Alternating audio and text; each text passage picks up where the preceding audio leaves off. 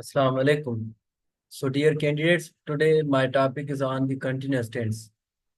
तो पिछले लेक्चर में हमने डिस्कस किया था past simple tense, past indefinite tense और पास्ट टेंस। तो आप सबको मैंने उसमें कॉन्सेप्ट बताए कि डिड कहाँ यूज़ करना है और फर्स्ट फॉर्म कैसे यूज़ होगा, सेकंड फॉर्म कैसे यूज़ होगा। तो पिछले सेंटेंस में मैंने वो डिस्कस किया था, वो सिंपल टेंसेस थे। अब आ रहे हैं हम कंटिन्यूस टेंसेस में। तो ये आपको याद होना चाहिए कि कंटिन्यूस टेंस को प्रोग्रेसिव टेंस भी कहा जाता है।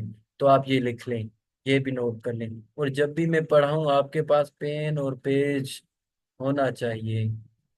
तो इसको कहा जाता है प्रोग्रेसिव टेंस।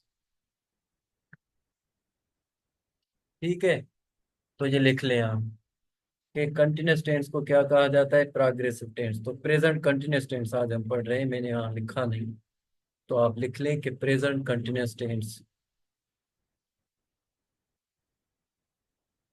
तो मेरी ये ट्रिक होती है कि टेंस कोई भी मैं लिखता हूँ उसके ऊपर की पॉइंट्स में लिखता हूँ, तो आप सबको ये कॉन्सेप्ट समझ में जैसे आ जाए।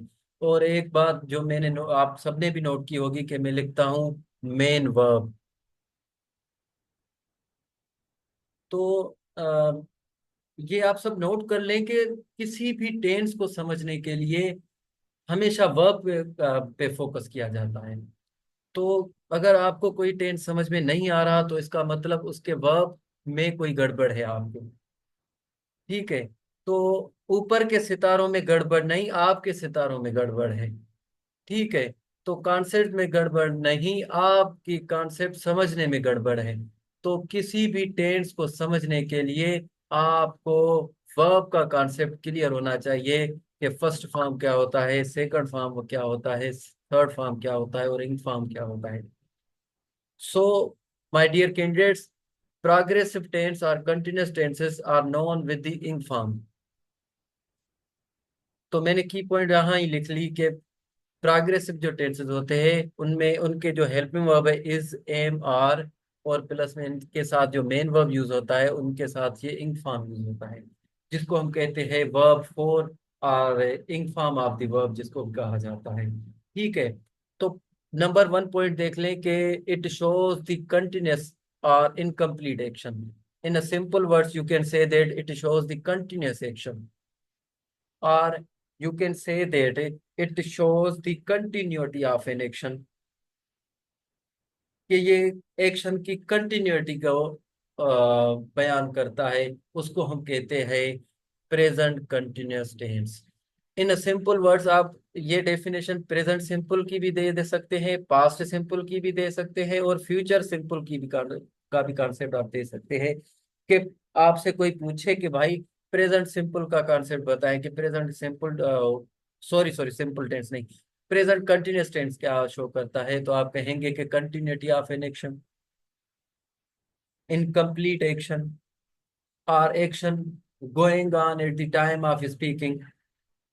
ठीक है, तो कंटिन्यूअस टेंसेस वो टेंसेस होते हैं जो कंटिन्यूटी ऑफ एन एक्शन को शो करते हैं। तो मैंने लिखा है कंटिन्यूअस एक्शन। ठीक है, यहाँ पे मैंने एक और पॉइंट लिख ली कि इनकम्प्लीट एक्शन। तो कंटिन्यूअस टेंसेस वो टेंसेस होते हैं जो इनकम्प्लीट एक्शन भी शो करते हैं।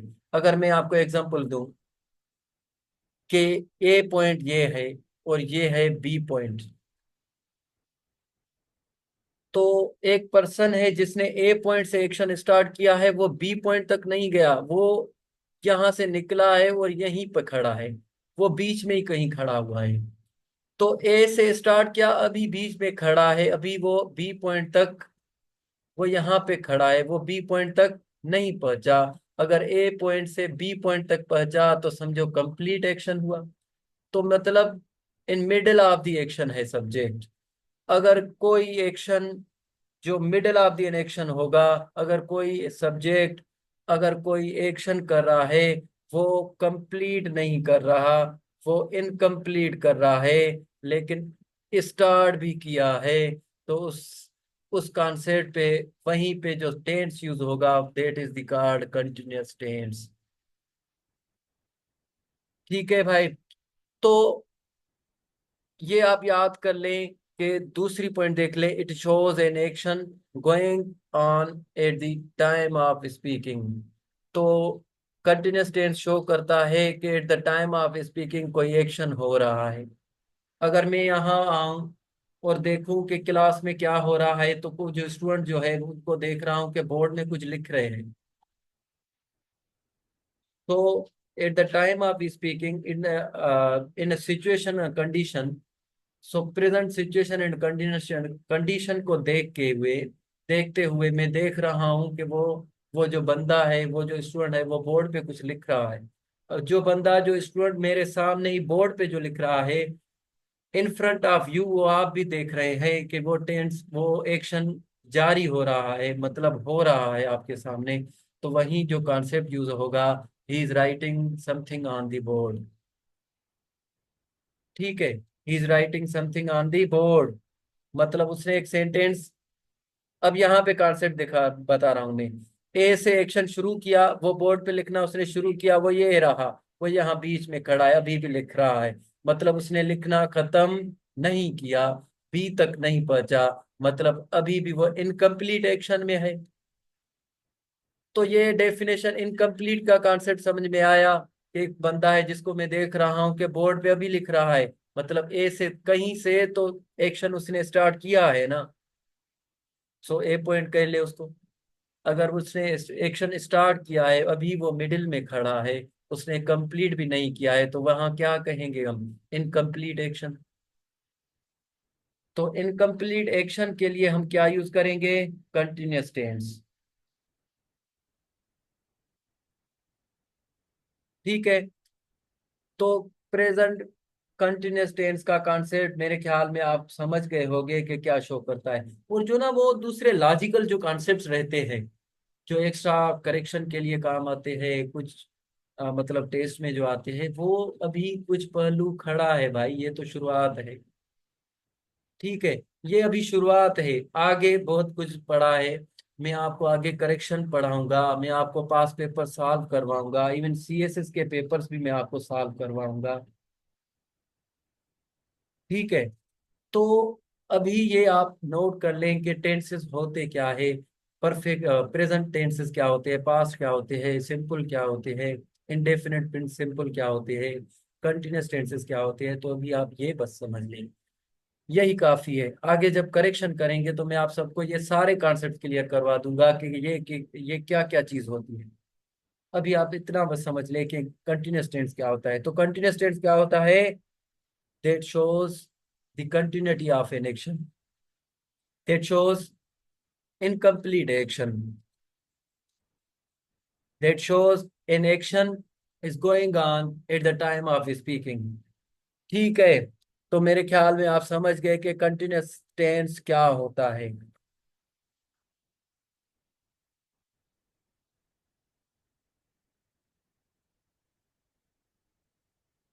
अब एग्जाम्पल पे आ रहे हैं।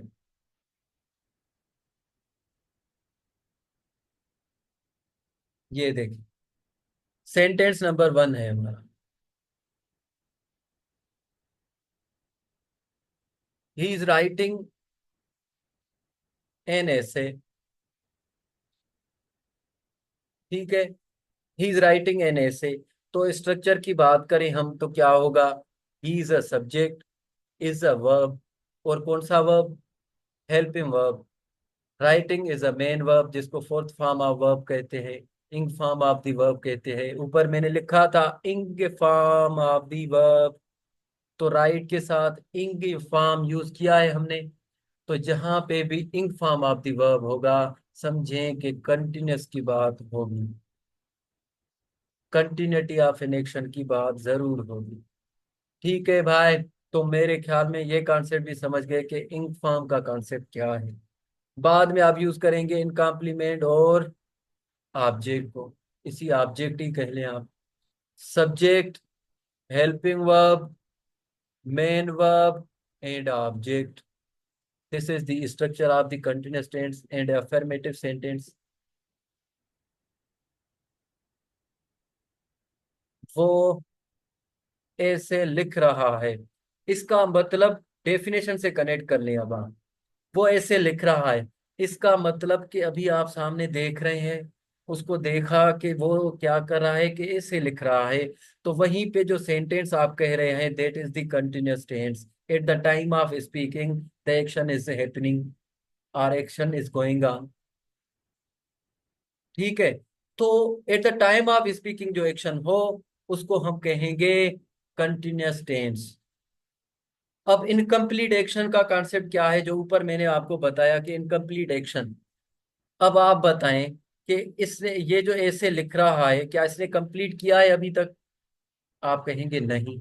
अगर नहीं तो इनकम्प्लीट हुआ ना। उसने एक्शन स्टार्ट किया, ऐसे लिख रहा स्टार्ट किया, वो अभी भी लिख रहा है। अगर अभी भी लिख रहा है तो क्या होगा? Incomplete action. अगर इनकम्प्लीट एक्शन होगा तो क्या, कौन सा टेंस होगा? कंटिन्यूअस टेंस होगा। ठीक है।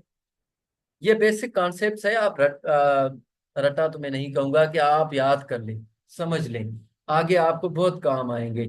जब मैं करेक्शन कराऊंगा सारा कुछ बताऊंगा कि ये देखे भाई मैंने ये कहा था, और ये देखे ये भी चीज होती है। दूसरा एग्जांपल देख लें।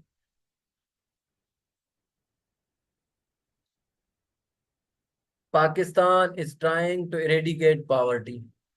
तो पाकिस्तान गुर्बत को खत्म करने के लिए कोशिशें कर रहा है,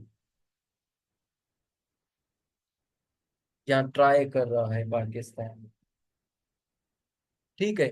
तो अभी करंट सिचुएशन पे आप समझ वो बात कर रहे हैं कि अभी पावर्टी हो गई है और पाकिस्तान कंटिन्यूअसली अभी कोशिश कर रहा है। तो इसी सिचुएशन में हम क्या कहेंगे कि Pakistan is trying to eradicate poverty. दूसरा सेंटेंस देख लें, they are not feeling well today.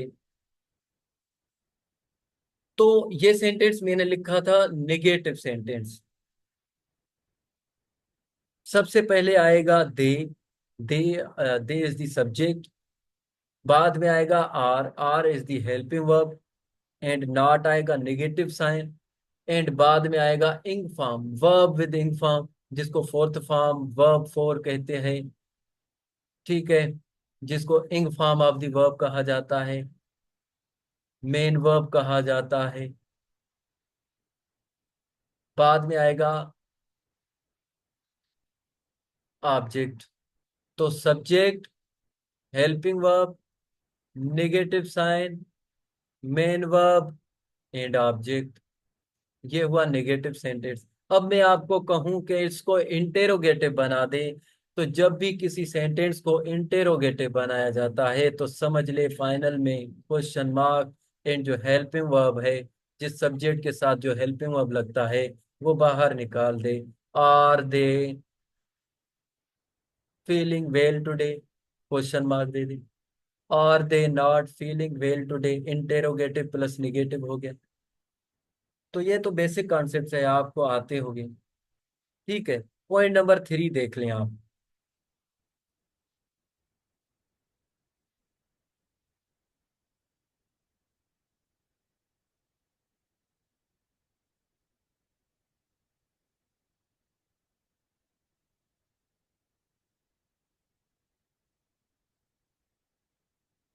Point number three कह रहा है, sometimes it shows the temporary action which may not be actually happening at the time of speaking। ऊपर मैंने कहा कि at the time of speaking action is happening।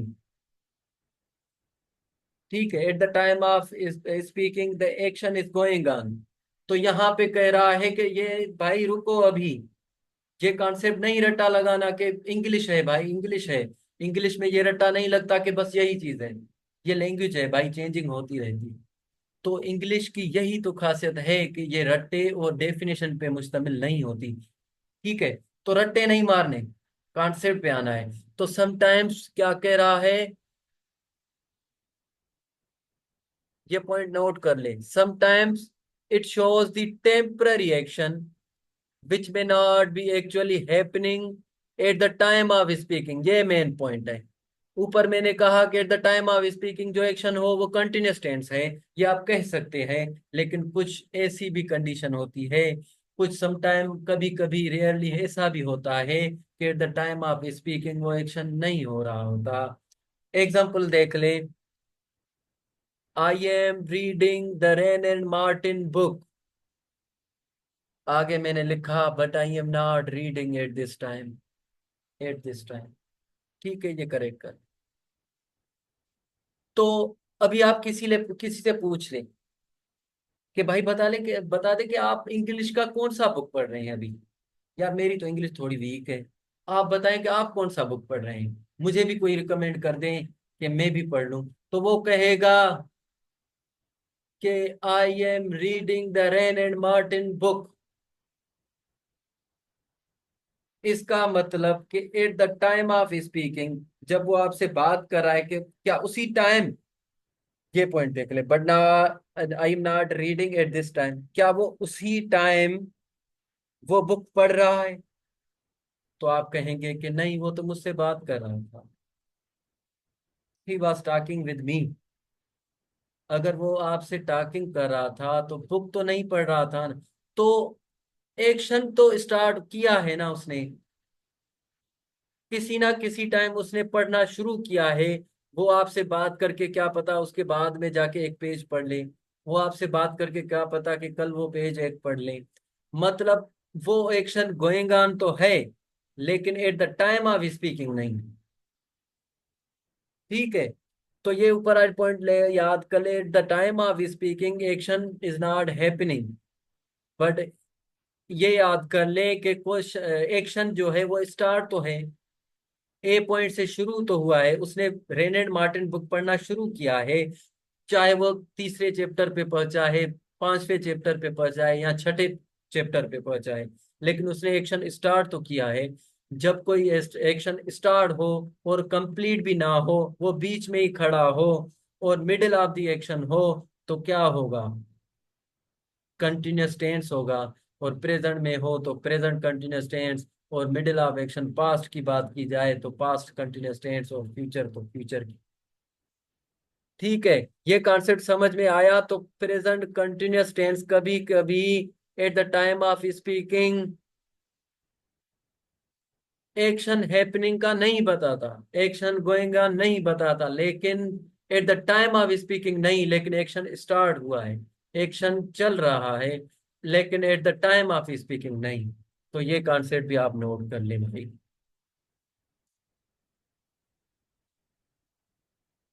अभी आपको थोड़े बस कॉन्सेप्ट याद करने हैं, बाद में जो टेंसेस की मेन रियल इमेज होगी वो मैं आपको सबको बता दूंगा कि ये टेंसेस होते हैं भाई, और ये आते हैं टेस्ट में। ठीक है, और ये कॉन्सेप्ट्स आपको तकरीबन अच्छी अच्छी एकेडमी से नहीं मिलेंगे, और हमने जो हजारों भरे हैं वो आपको फ्री में मैं कॉन्सेप्ट दूंगा। हमने जो हजारों तबाह किए हैं वो आपको फ्री में मैं सारे कॉन्सेप्ट दूंगा और सारा मटेरियल दूंगा इंशाल्लाह। पॉइंट नंबर 4 देख लें आप।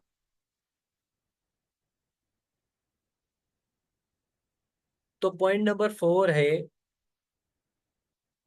an action that has already been planned to take place in future। ऐसा action, an action that has already been planned, ऐसा एक्शन जो ऑलरेडी प्लान्ड हो, to take place in future, future में होने का नहीं है। तो ऐसा एक्शन जो फ्यूचर में होने के लिए ऑलरेडी प्लान्ड हो, वहीं पे भी कौन सा टेंस यूज होगा, वहीं पे भी प्रेजेंट कंटिन्यूअस टेंस का यूज होगा। एग्जाम्पल देख लें आप, I am going to Lahore tomorrow. अब बात फ्यूचर की हो रही है, टुमारो की, और टेंस कौन सा यूज कर रहा है, प्रेजेंट कंटिन्यूअस टेंस। तो टुमारो की बात को देखें, ये tomorrow is planned action, but कह कब रहा है, eight the time of speaking.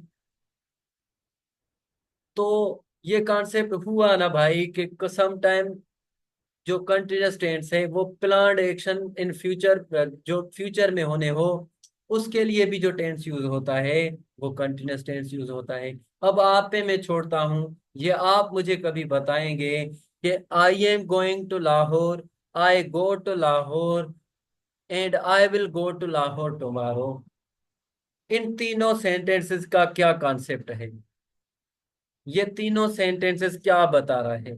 I am going to Lahore, तो उम्मीद है आपको पता चल गया होगा कि ये टेंस, ये प्रेजेंट कंटिन्यूअस टेंस है, और ये बता रहा है कि ये एक्शन प्लान्ड है फ्यूचर में होने के लिए। ये अभी at the time of speaking subject बता रहा है फ्यूचर की प्लानिंग। लेकिन I go to Lahore tomorrow क्या बता रहा है? I will go to Lahore tomorrow क्या बता रहा है? या ये दोनों सेंटेंस सही है, या ये दोनों सेंटेंस गलत है, ये आप हमें बताएंगे। इंशाल्लाह फिर मिलेंगे किसी दूसरे टॉपिक के साथ। आज के लिए यही काफ़ी है मेरे भाइयों। उम्मीद है आप सब ठीक होंगे और हमेशा खुश होंगे और हमेशा खुश रहेंगे। आज के लिए ये काफ़ी है। खुदा हाफिज।